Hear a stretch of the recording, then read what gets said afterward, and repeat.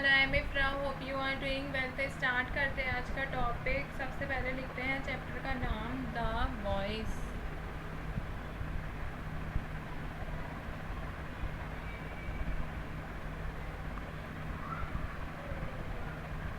और आज हम पढ़ेंगे फ्यूचर कॉन्टिन्यूस टेंस के बारे में। तो फ्यूचर कॉन्टिन्यूस टेंस में सबसे पहले लिख लेते हैं यहाँ पर, उसके बाद बताती हूँ।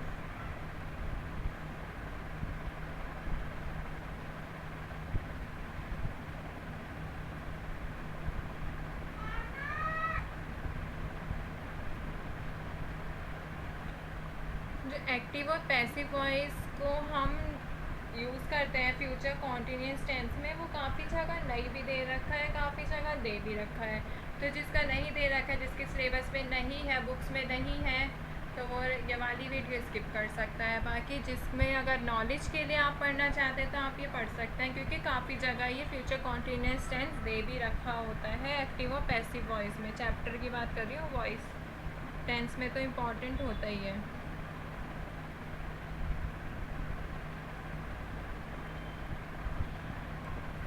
तो सबसे पहले हम कौन से सेंटेंसेस देखेंगे?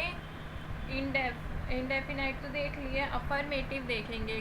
फ्यूचर कॉन्टिन्यूस टेंस के अफर्मेटिव सेंटेंसेस देखिए। फ्यूचर कॉन्टिन्यूस का सबसे पहले टेंस में अगर हम जाएं तो वहाँ पे स्ट्रक्चर कैसा होता था? Subject plus will plus be plus verb के फर्स्ट फॉर्म और ऑब्जेक्ट, इसके साथ आईएनजी भी आता है।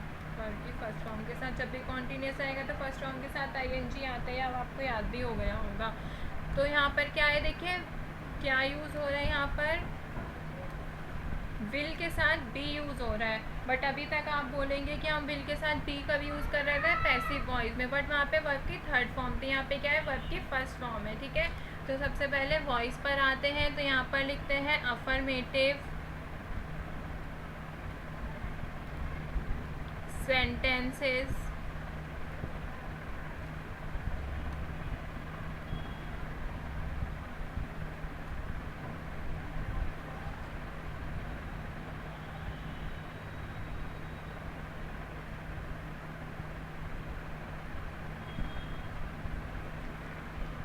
तो अफर्मेटिव सेंटेंस में अगर हम देखें सबसे पहले एक्टिव वॉइस। एक्टिव वॉइस का जो स्ट्रक्चर है वो किसके जैसा रहता है? जैसे हमने टेंस में पढ़ा है वैसे ही इसी का भी स्ट्रक्चर रहता है। कैसे कि सबसे पहले क्या आएगा? सब्जेक्ट, फिर विल, फिर बी, फिर उसके बाद वर्ब की फर्स्ट फॉर्म, वर्ब की फर्स्ट फॉर्म के साथ आईएनजी, फिर ऑब्जेक्ट। तो ये अफर्मेटिव सेंटेंस का स्ट्रक्चर रहता है। सब्जेक्ट, विल बी, वर्ब की फर्स्ट फॉर्म आईएनजी और ऑब्जेक्ट, उसके बाद फुल स्टॉप। ठीक है, तो अब इसके कुछ सेंटेंसेस देख लेते हैं। जैसे फर्स्ट सेंटेंस लेते हैं,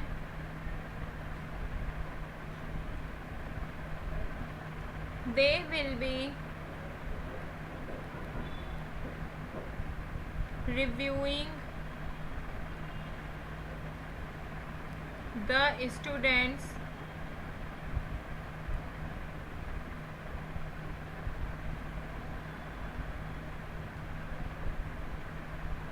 with scholarships over next month, कि नेक्स्ट मंथ के बाद वो उनको इनकी स्कॉलरशिप को देख रहे होंगे। ठीक है, तो ये किसका सेंटेंस है? एक्टिव वॉइस का फ्यूचर कॉन्टिन्यूस टेंस में। तो जैसे आप देखेंगे क्या है? सब्जेक्ट, विल, बी, वर्ब की फर्स्ट फॉर्म के साथ आईएनजी, फिर ये सब क्या है? ऑब्जेक्ट, फिर ये क्या है? टाइम दे रखा है। ठीक है, सेकंड सेंटेंस देखते हैं। We will be filming the TV series in Paris, कि हम पेरिस में टीवी सीरीज़ फिल्म कर रहे होंगे। ठीक है, थर्ड सेंटेंस देखते हैं। The professor will be checking your report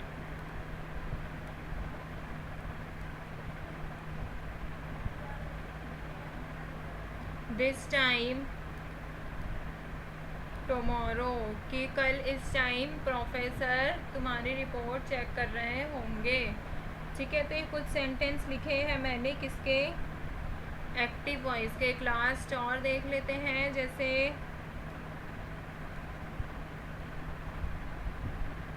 they will be compensating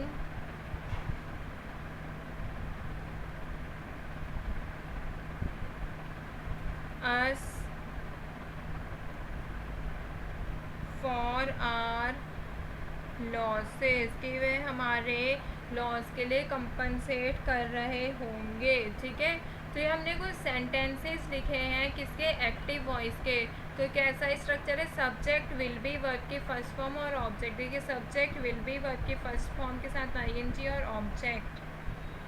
तो अभी बात करते हैं पैसिव वॉइस की। तो यहाँ पर लिखते हैं पैसिव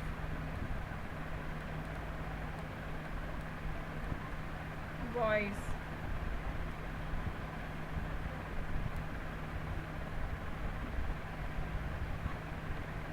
तो फर्स्ट हमें देखना क्या होगा, इसका स्ट्रक्चर देखना होगा कि पैसिव वॉइस का स्ट्रक्चर कैसे रहता है, कब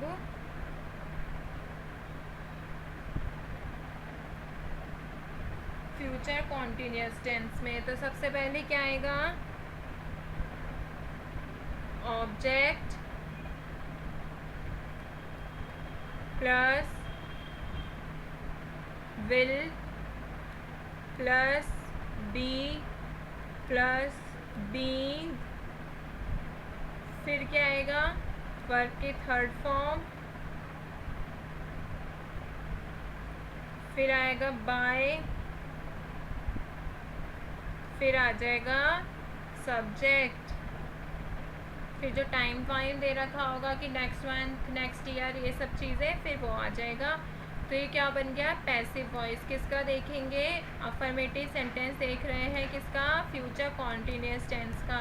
तो सबसे पहले क्या है, object will be, being verb की थर्ड फॉर्म, फिर सब्जेक्ट, फिर फुल स्टॉप। ठीक है, तो सेंटेंस नंबर 1 देखें, अगर फर्स्ट सेंटेंस क्या था, दे विल बी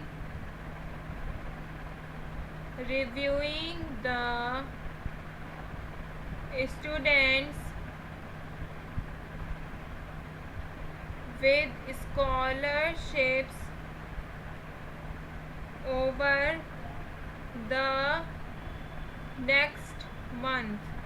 तो ये क्या है, एक्टिव वॉइस का सेंटेंस दे रखा है, बट हमें इसको चेंज किस में करके दिखाना है, पैसिव वॉइस में, इसीलिए तो लिखा है। तो पैसिव वॉइस में सबसे पहले हमें फोकस किस पे करना है, ऑब्जेक्ट पे। तो ऑब्जेक्ट कौन है इसके, द स्टूडेंट्स विद स्कॉलरशिप। तो यहाँ पर लिखेंगे the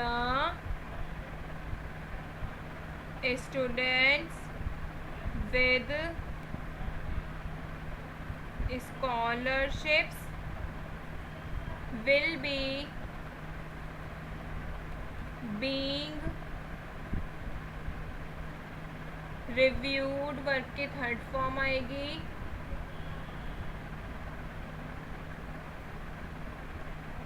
by them over a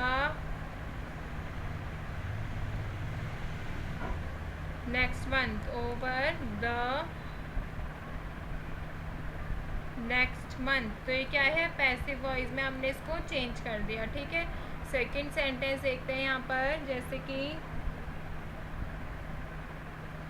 we will be filming the TV series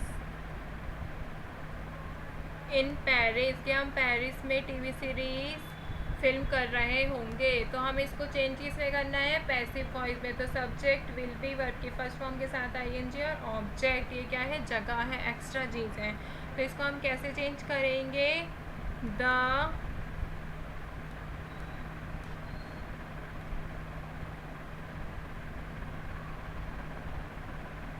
TV series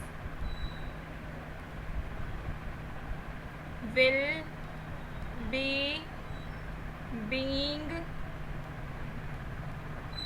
film, film का थर्ड फॉर्म क्या हो जाएगा? फिल्म्ड इन पेरिस, ठीक है। The TV series will be being filmed in Paris by us. या अगर आप ये चीज़ नहीं भी लिखेंगे, सिर्फ पेरिस तक लिखेंगे ना ये सेंटेंस, तब भी ठीक रहेगा, ठीक है। एक लास्ट और देखते हैं यहाँ पर।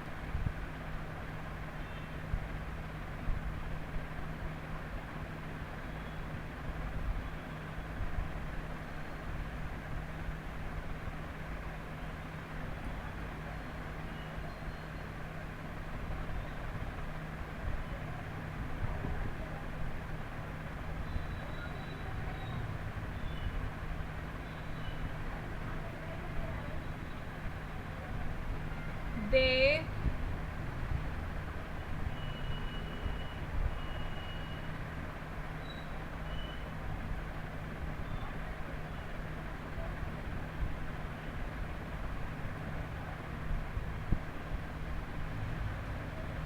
will be building the new hotel